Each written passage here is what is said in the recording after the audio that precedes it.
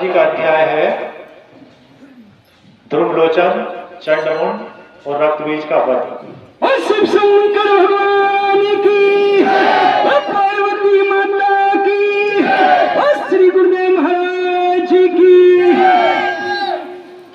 सत्संग में माता जी की चर्चा थी आज, और कैसे खाना, कैसे जाना, कैसे सोना और कैसे पूजन। सत्संग का अर्थ है कि हमारी जो गंदगी लगी है आत्मा पर,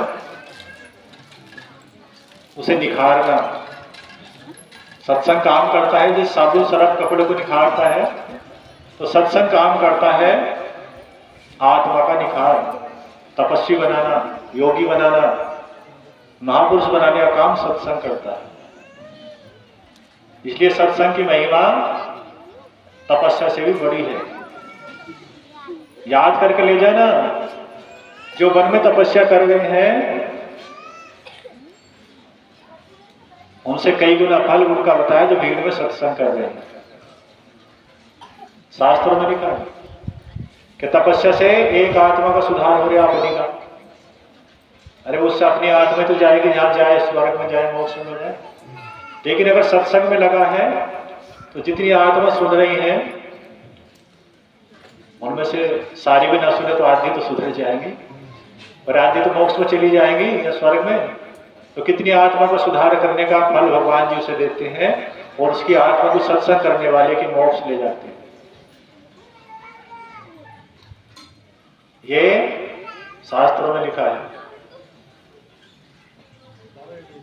हम भी चले गए थे अकेले तपस्या करने, पहले ही बताया होगा। अकेले तपस्या करने चले गए थे, भगवान जी को भीड़ में बैठा रहे थे, तुम्हारे पास लाने थे, तो वापसी ले आए। सन 95 में एक चादर नीचे बांध कर और एक ओढ़कर वनों में जाए बैठे थे, शादी भी नहीं हुई थी। वनों में महाराज बन गए थे जाएगा, भगवान जी को भीड़ में लाने तो वापसी लिए। पूरी रात वनों में बड़े आराम से रहे, अगले दिन नहीं रुकन दिए। चलो हमने भगवान जी क्या कर रहे हो, हम तो यहीं रहेंगे। भगवान जी जिस काम को चाहे वो तो 100% होगा, 99 नहीं हो सकता। तो भीड़ में बैठा दी। भीड़ से बचते थे बचपन से कि भीड़ में मेले देखने भी कम जाते थे, भीड़ रहेगी। आश्रम में भी आते थे गुरु जी के पास तो चीज में जाकर खड़े होते थे। बोलने से बचते थे कि ज्यादा बोलना ना पड़े थे। बचपन से बचते थे, बोलना ना पड़े ज्यादा, कम बोलते थे। आज ना पूरा पूरा दिन बोलते हुए हो जा। दिन निकलेगा तो रात के 10-11 बज जाएंगे, हमारी जीभ बंद नहीं होगी। पूजा करके उठे, जब से बोलने शुरू हो गए, अभी तो इंटरवल कहीं भरा है। और रात के 11 बजे घर पहुंचेंगे, 10:30 बजे, 10:30 बजे के आसपास घर पहुंचेंगे। 10 बजे, 10:30 बजे, 11, 11:30 बजे सोने का नंबर आता। तो 15-18 घंटे ना लगातार बोलते बोलते हो जाए। तो जो आदमी कम बोलना चाहता था ना, बोलने से बचता था, उसे 18 घंटे लगातार बोलना पड़ेगा। वो भगवान है, शक्ति दे रहे हैं, बोलने की शक्ति दे रहे हैं, वही बोल रहे हैं। लगता होगा तुम्हें गुरु जी बोल रहे, हमसे तो आधा घंटा नहीं बोलना जाने का लगातार। 18 घंटे 20 घंटे भगवान जी की शक्ति बोल रही। तो ये तुम्हारे काम भी आ रही, हमारे काम भी आ रही, जीव भी काम आ रही, जो गाना बजाना चल रहा है ये भी काम आ रहा है, जो आरती चल रही है भी। लेकिन अभी जितनी भीड़ भगवान जी ने हमें दिखाई थी जब आज्ञा दी थी ना इस सत्संग की, कई साल पहले, अभी उतनी आश्रम में नहीं आई। पता ना कहीं प्रमोशन करेंगे क्या, कहीं ट्रांसफर भी करेंगे क्या, कहीं बड़ी भीड़ में। अभी आधी भी नहीं है, तिहाई भी नहीं है। जब आज्ञा ली थी कि सत्संग शुरू कर दें या कथा, तो रात्रि में जहां तक दृष्टि जा रही थी वहां तक भीड़ थी, और बहुत सारे दाढ़ी वाले महाराज भी बैठे थे, ऋषि मुनि बैठे थे। हम कथा कर रहे थे, सत्संग चल रहा था, और जहां तक दृष्टि थी वहां तक भीड़ थी, लाखों की संख्या में लग रही थी। और ऋषि मुनि नीचे साइड में बैठे थे बहुत सारे। तब ये कथा उसके बाद सालों बाद शुरू हुई, जब आज्ञा मिली थी उसके वर्षों बाद शुरू हुई। 6-6-23 से शुरू हुई, 6-6-25 में 2 वर्ष हो गए। एक बार भी शिव पुराण पूरी नहीं हुई शिव कथा के बाद। कोई 7 दिन में कर जाए, कोई 10 दिन में कर जाए, 1-2 साल में पूरी ना हुई। क्यों? कि लगातार चल रही है। कहीं कोई अध्याय वैसा है जो भक्तों को समझ में आए, उसे भले से छोड़ दें। कहीं नाम में बहुत सारे समझ में नहीं आने। तो भक्त कहते हैं गुरुदेव ये कथा तो कहीं सुनी नहीं थी। अरे उस सुनाने वाले के पास समय नहीं है। अगर लगातार सुनेंगे तो औसत नहीं आने का, कथा सुनाने का औसत नहीं आने का। अपने आश्रम में सोचते कथा छूट ना जाए, भक्तों को वो ज्ञान भी मिलना चाहिए जो कहीं से ना मिल रहा हो, तो कथा लगातार सुनाओ। तो बड़े सौभाग्य की बात है, एक तो सीध आश्रम में बैठना, कथा सुनना और फिर कथा का लगातार सुनना। तो बड़े सौभाग्य से ऐसा हो रहा है। पर अभी जो भगवान जी ने दिखाया तो हो सकता है वो धीरे धीरे हो जाए।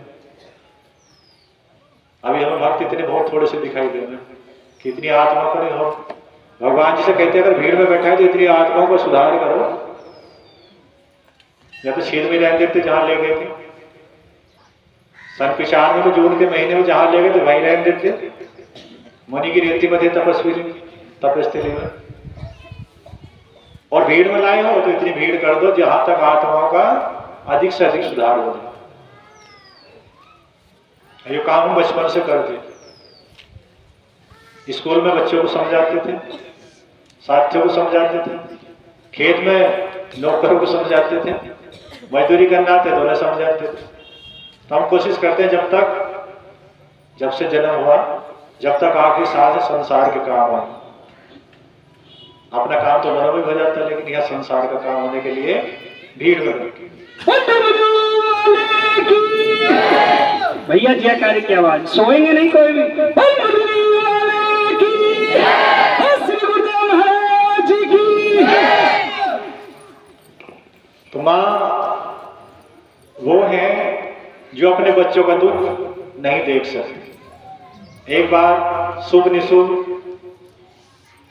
नामक इतने भयंकर दैत्य बने, इतनी घोर तपस्या की कि ब्रह्मा जी से वरदान लिया कि प्रभु इस संसार का कोई प्राणी हमें ना मार सके। कोई देवता, कोई दानव, कोई मानव हमें ना मार सके। और घोर तपस्या जो भी करता है या तपस्या करता है, पूजा करता है, भगवान जी को उसका फल देना पड़ता है। शिव निशिव दोनों सगे भाई थे, शुभ निशुभ दोनों सगे भाई थे, साथ साथ रहते थे, साथ साथ पूजा करना, दोनों में प्यार बहुत था आपस में। और ब्रह्मा जी से वरदान लेने के बाद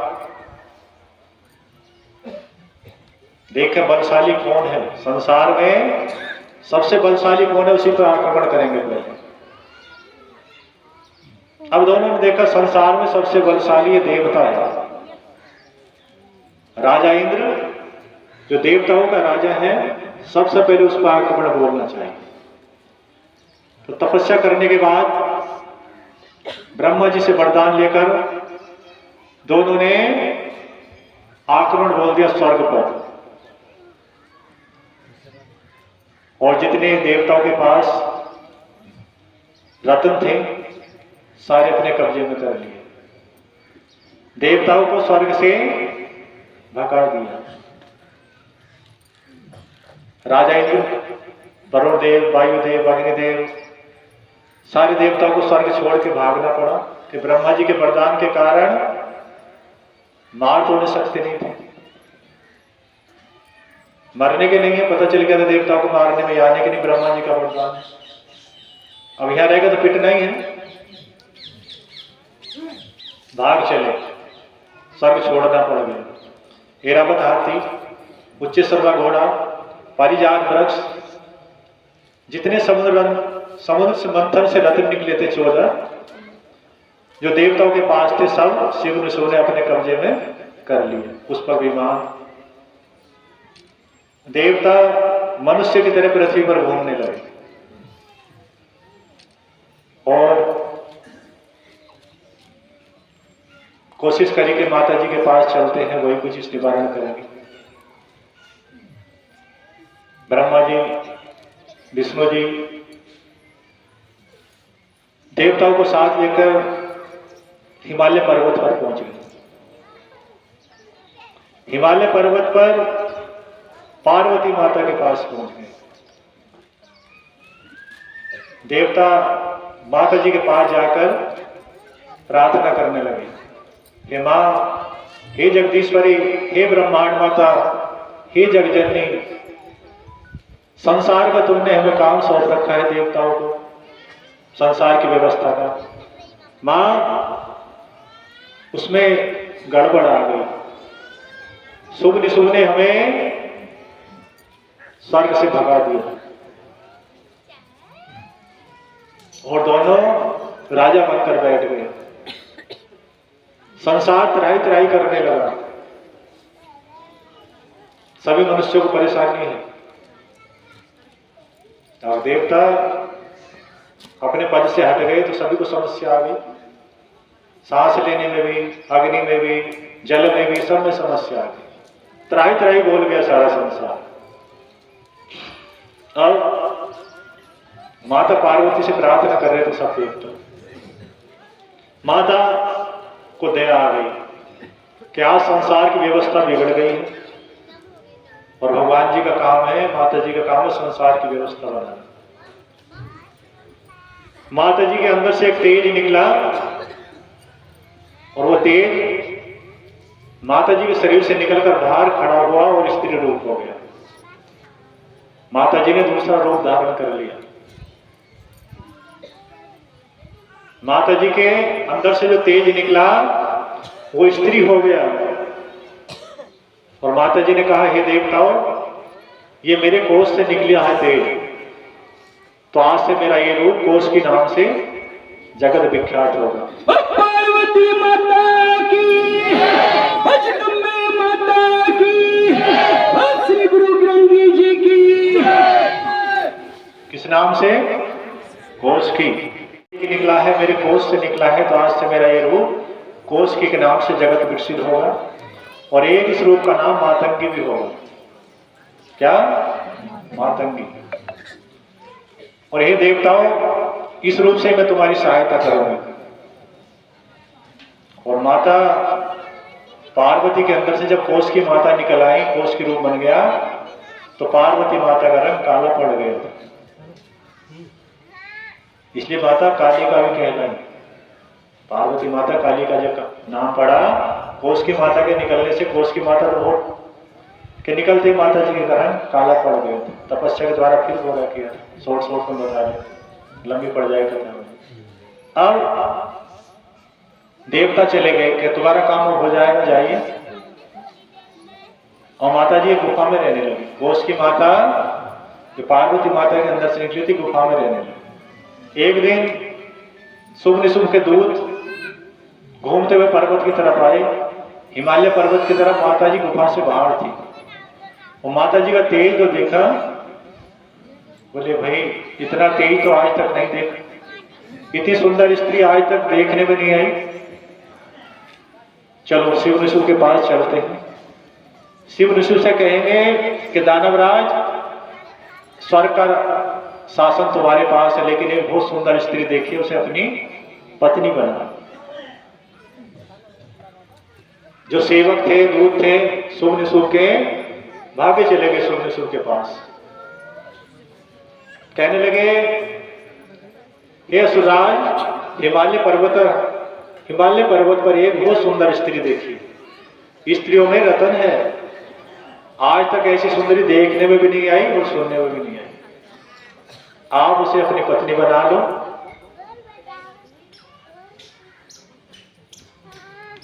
शुभ निशुभ कहने लगे कि इतनी सुंदर स्त्री है तो हमारी पत्नी होनी चाहिए कि हम सारे संसार के राजा हैं, स्वर्ग हमारे कब्जे में है और जितने रत्न थे हमारे पास है। अगर स्त्रियों में सुंदर रत्न है तो उसे तुरंत लिया और ध्रुवलोचन भेज दिया लेने कि जाओ पकड़ के ले आओ। राज्य राज्य ले आना, कहना कि मेरे स्वामी के पास चलो, सारे रत्नों का सेवन हम ही करते हैं, तो आप स्त्रियों में रत्न है, आप हमारे पास आ जाओ। नींद भी आ रही। जगदम्बे माता की। भैया जयकारे की आवाज भी कम है। श्री गुरुदेव महाराज की। पर आना जरूर पड़ेगा, तो आप मेरे साथ चलो, मैं आपको लेने आया हूं। तो माता जी हंस पड़ी, हंस के बोली, अरे चलूंगी मैं तो, पर मैंने एक प्रतिज्ञा कर ली थी। तो ध्रुवलोचन बोला, प्रतिज्ञा क्या थी? कि मुझे जो युद्ध में जीत लेना उसी से शादी करूंगी। दोनों भाई में से कोई आए और मुझसे युद्ध करे और मुझे जीत के ले जाए, मैं चलूंगी। पर मैं क्या करूं, छोटी बुद्धि के कारण अपनी प्रतिज्ञा कर ली, अब क्या करूं भैया। अब ध्रुवलोचन को क्रोध आ गया, अच्छा युद्ध करने की बात करती है, अकेली थी, मुझसे भी युद्ध नहीं कर सकती, उनसे तो क्या करेंगे। ध्रुवलोचन को क्रोध आया, जैसे माता जी को झपटा तो माता जी ने फूंक मार के भस्म कर दिया, भस्म कर दिया तुरंत। या तो खड़ा था या राख पड़ी थी। अब सुख को पता चल गया कि जो भेजा था लौट के नहीं आया और उसकी राख की ढेरी बन गई।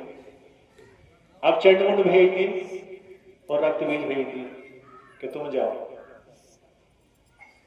वो तो जाते काम खत्म हो गया उसका। चंडमुंड गए,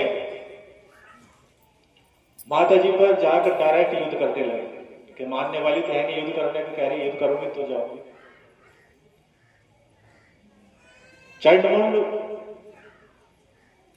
माता जी ने घोर संग्राम किया, जितने अस्त्र शस्त्र चलाते थे चंडमुंड माता जी तुरंत काट देते थे। काफी विचारों में जोर लगाए युद्ध करते रहे, लेकिन माता जी के सामने एक न चली। माता जी ने दोनों के सिर काटे और तलवार से उड़ा दिया। चंडमुंड के दोनों के सिर काट दिया। चंडमुंड के सिर काटने के कारण माता जी का नाम क्या पड़ा? चामुंडा। जो हर गांव में चामुंडा माता है, ये पार्वती माता का अवतार है। चंडमुंड का सिर काटा था इसलिए चामुंडा नाम से विख्यात है। चामुंडा माता की, जगदम्बे माता की, श्री गुरुदेव महाराज की। जब पशुओं में अधिक हानि हो, गांव में बहुत पशु मरने लगे, तो चामुंडा माता के स्थान में भंडारा करते, गांव में शांति हो जाए, है ना ऐसा? तो वही चामुंडा माता है, पार्वती माता है। जब चंडमुंड को मारा तो चामुंडा नाम पड़ गया। आगे रक्तबीज ने जोर लगाया कि मैं देखता हूं, मुझे तो आशीर्वाद है, ब्रह्मा जी से वरदान है, मुझे कोई मार नहीं सकता। तो रक्तबीज को वरदान था कि अगर एक बूंद गिरेगी पृथ्वी पर तो एक और बन जाएगा, तो मुझे मारेगा कि जितनी बूंद गिरेगी उतना बन जाऊंगा। अब यहां माता जी की मजबूरी आई थी।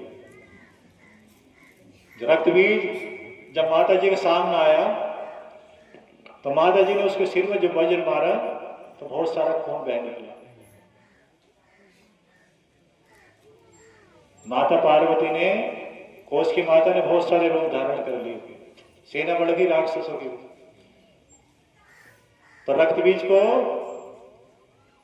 जैसे ही वज्र मारा, जितना खून निकला और नए राक्षस बन गए,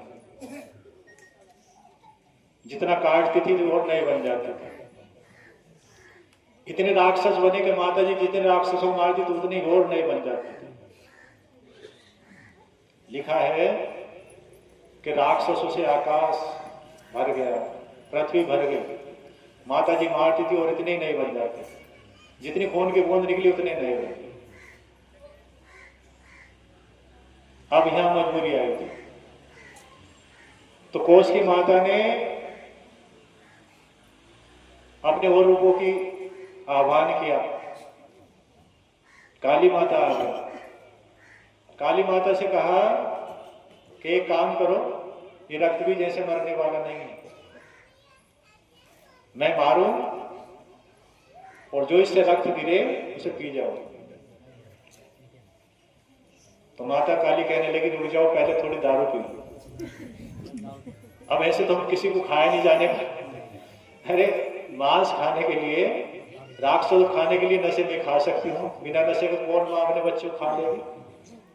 अरे राक्षस भी है तो माता जी के पुत्र, जितने मारे सब स्वर्ग पहुंचाए,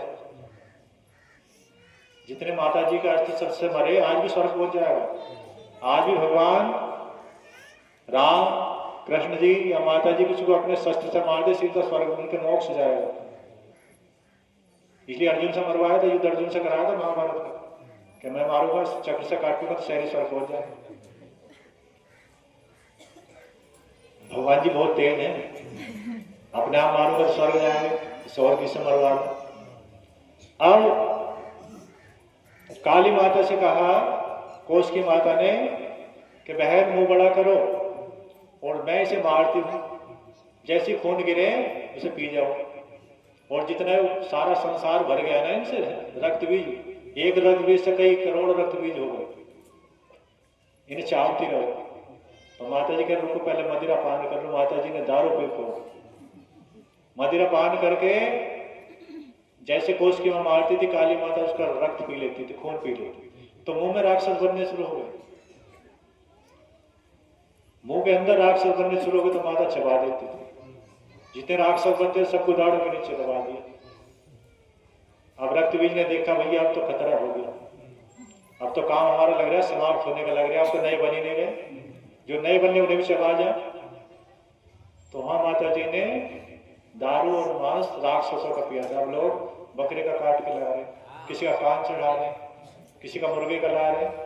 अरे बेचारे जीव जंतुओं को परेशान कर रहे हो, तो राक्षसों को माता जी ने संसार को बचाने के लिए राक्षसों को चबाया। दारू भी तभी पी थी एक दिन, रोज नहीं पीती है ना, अभी पी रही।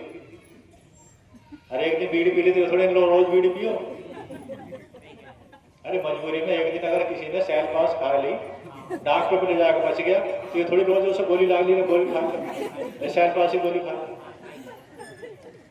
अरे मजबूरी में अगर गुस्से में किसी ने खा ली थी, मुरादाबाद लेकर कोस में लेकर उसके प्राण बच गए, तो ये थोड़ी सा रोज गोली चढ़ाओ जाओ। अरे शंकर जी ने जहर पिया था, समुद्र मंथन से निकला था, सुल्फा गांजा भांग धतूरा अफीम बहुत सारे जहर निकले थे। शंकर जी ने देखा मैं ना पीऊंगा संसार मर जाएगा, सारा इकट्ठा करा अपने अंदर डाल लिया कि अपना गला नीला दिखा दो, नहीं भी अगले फिर कोई नहीं। तो नीलकंठ जो जाम पड़ा तो गला नीला हो गया जहर के कारण। नीलकंठ महाराज की, बृहस्पति महाराज की, पार्वती माता की। तो मजबूरी में पिया था या शौक था भगवान जी को? अब क्या करें, कांवड़ लाओगे ना, घुट्टा लाओ उसका लगाओ और भांग चढ़ाओ। अरे कहीं मजबूरी में एक दिन भांग पी भी ली थी, तुम्हें बचाने के लिए थोड़ी भांग चढ़ाओ जाओ रोज, धतूरा चढ़ाओ। अरे भगवान जी केले खवाओ, रसगुल्ले खाओ, रसमलाई खाओ, अच्छी अच्छी चीज खाओ। कुछ जहर तो मजबूरी में पिया था, थोड़े रोज ले लो, रोज सैल पास रोज खाओ, रोज गला नीला कर लो अपना। अरे भगवान जी ने मजबूरी में करा, तुम उनकी दावत क्यों कर रहे हो? रोज इस चीज अच्छी अच्छी चीज खवाओ। तो माता जी ने मजबूरी में कोई काम कर लिया तो ये भगत क्या काम करेंगे? माता जी ने मांस खाया तो बकरे को लिया, अपना तो खाए नहीं दे नहीं सकते, अपने को दुख लगेगा, सोई भी चुकोगे तो दुख लगेगा। बकरे की माँ को यही ना, पैसों में मिल जाए कोई उद्या कर ले जा, लेकिन बकरे की माँ ऐसी है वो तुम्हारा काम खत्म कर देगी। जिस माँ के लिए बकरा चढ़ाएंगे वही माँ काम खत्म कर देगी, तन का भी, मन का भी और धन का भी खत्म। बैठे जा, धन एक निर्दोष को मारा था। तो ये रक्त भी उनको माता चबा दी गई काली माता, और कोस की माता मार दी गई। कुछ समय में उसका रक्त सारा समाप्त हो गया, रक्त बीज का खून रक्त समाप्त हो गया। माता जी ने बहुत सारे रूप धारण कर लिए, कुमारी माता, ब्राह्मणी माता, नरसिंही माता, और जैसे देवता के जैसे रूप थे वैसी माता बनकर कोस की माता के पास आ गई कि बहन हम तुम्हारे साथ चलो, मारेंगे सबको। जितने रक्त बीज के रूप बन गए तो माता जी ने भी अपने बहुत सारे रूप बना लिए। रक्त बीज जब बिना रुधिर का हो गया, बिना खून का हो गया, माता जी ने सारे राक्षस छठ कर दिए बनने वाले, तब रक्त बीज बना। रक्त बीज तब बना। अब शुभ निशुभ को पता चल गया कि रक्त बीज का काम भी खत्म, चंडमुंड का भी खत्म और ध्रुवलोचन का भी खत्म। तब शुभ निशुभ दोनों गए थे। अब लास्ट में अभी बचे, बतेरे सारे सैनिक भेज दिए, बहुत सारी सेना मारी गई। तब शुभ निशुभ ने युद्ध किया था माता जी से। अगली फिर कथा में बताएंगे।